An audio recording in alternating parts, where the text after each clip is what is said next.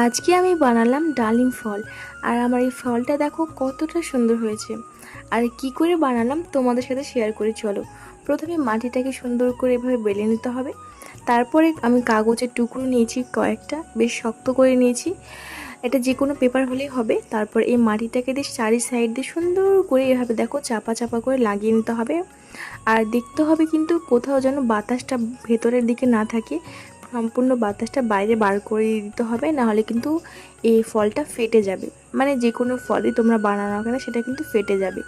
যাই হোক, তারপরে সুন্দর করে দেখো মাঝে একটা গোল সুন্দর করে একটা শেপ করে নিয়েছি। তারপর এটার পাতা করে নেব আমি। আর এই যে প্রথমে আমি বোটাটা বসিয়ে দিয়েছি, এবার কিন্তু পাতাটা বসাবো দেখো। আর সত্যি বলতে এটা কতটা সুন্দর হয়েছে, এটা কিন্তু আমি ফার্স্ট টাইম বানালাম। আর হ্যাঁ, তোমাদের কেমন লাগলো অবশ্যই কমেন্টে জানি। আর এটা হচ্ছে ফাইনাল লুক, খুবই সুন্দর হয়েছে। আর তোমরা কে কে দেখতে চাও এটা কালার করা, কমেন্টে বলো।